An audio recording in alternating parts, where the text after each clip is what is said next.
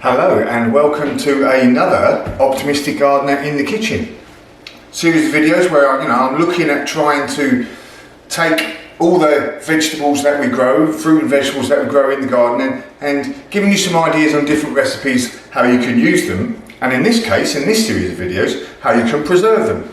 So as I said, this week, and if you've followed the first couple, a sauce I did and a tomato and onion chutney up there, of course, on the side, then you'll know that that's what I'm looking at doing this week, is preserving our food, all the fresh food that is coming in big, large amounts like this at the moment, and preserving it so we can enjoy it later on in the autumn, in the winter, and those dark days where we haven't got that much fresh food and we'd end up having to go to the supermarket, which we don't really want to be doing. Not when we don't have to. So, today we're on beans. So these are runner beans, I've got some purple beans and some bush beans. So all your different types of beans, whether they're any sorts of French climbing beans, any bush beans, like I said, these runner beans, which are particular favourites of mine, they all come again quite a lot in one go, and you can't end up, eating them all, or they'll spoil, because I've got so many coming at the moment. So a good idea is to be preserving them, and this is a really easy video today to preserve runner beans. What we're going to do is chop them up, blanch them, rinse them off, get them nice and cold, and then get them in the freezer. And it's easy as that, and they'll last a good 6 months, no worries whatsoever. So if we have a look what we got here, I've got these runner beans, beautiful, lovely and succulent at the moment. So I'm going to chop them up first. Keep dropping them on the floor here. So I'm going to chop them up nice and easy. Top and tail. And then I'm going to slice them lengthways, right down. And then chop them in half. So I've got a nice easy 4 runner beans. So I'm going to do that for all of these runner beans. Nice and easy, top and tail. And then run the knife all the way down the centre. Again, a nice easy 4. So I've made a mistake there. For some of these smaller ones, the smaller ones like that, you might just want to top and tail them and then chop them in half. But I like to slice them down the middle as well.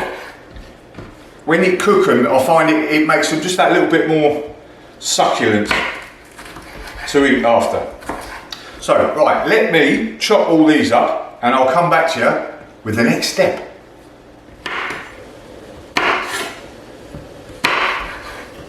There we go, that's the last one done.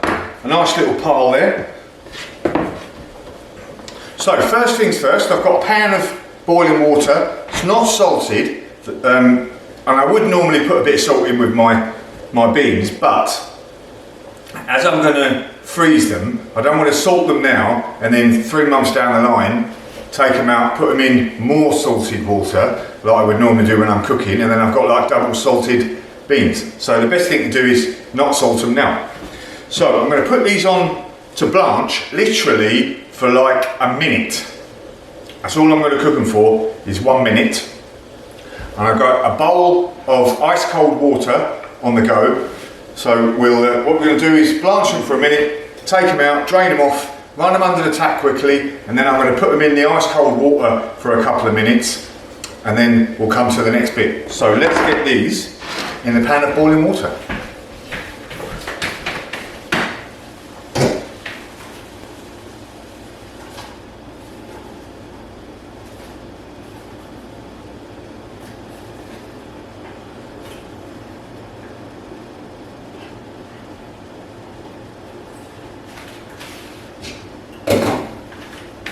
So I'm going to let that get to the boil before I count my minute.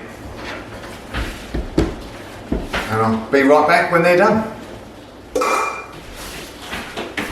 So I've literally blanched them for about a minute.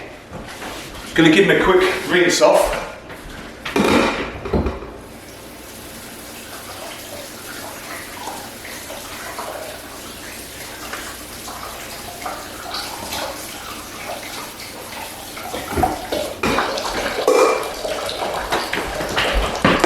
Put them in the cold water.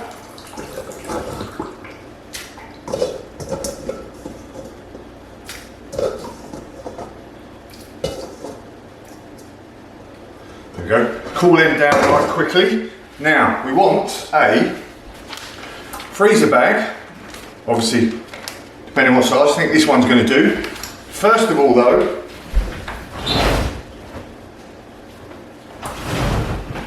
nice clean tea towel. Put that down on our chopping board. What we're going to do is once, another minute or so, if that. I think they'll do actually. Right, I'm going to drain these off.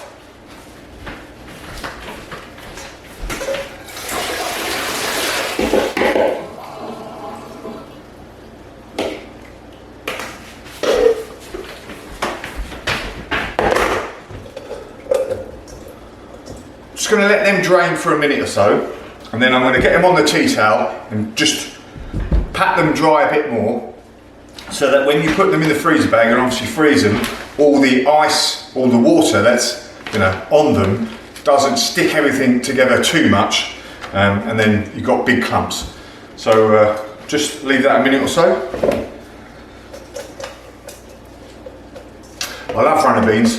When I was a kid, I know it's really bad, but we used to go scrumping, and which is going around the backs of the houses or the allotments or whatever, and into people's gardens and pinching a few of the old fruit and veg that was in there. I know it's bad, but it was funny at the time. And used to love eating runner beans raw, absolutely delicious. But there we go, bad times, good times. Right, so I'm going to just literally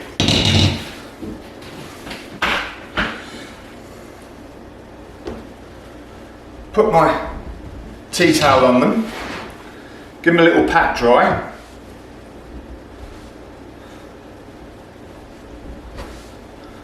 only for a minute or so. That'll do me. Got the excess water off. Now, is my small one or bigger one? I think I'll go for the bigger one.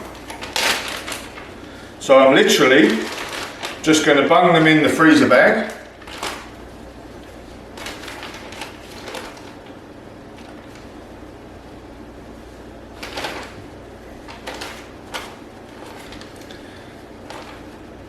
And we treat them now literally like you've got frozen veg. So I'll pull them out whenever I want them, pull a bundle of them off, and then I'll just literally boil them, simmer them for a couple of minutes. So, got our bag, we want to try and get all the air out as much as possible, usual routine. Seal it up. You can go through all whatever that fancy routines of sucking all the air out, but it doesn't really matter. And there we go. I'm going to put them in the freezer and they'll be good enough to eat for the next good 6 months worth. In we go. Nice runner beans, December time. So I'm going to do these French beans now, but anyway, job's a good one.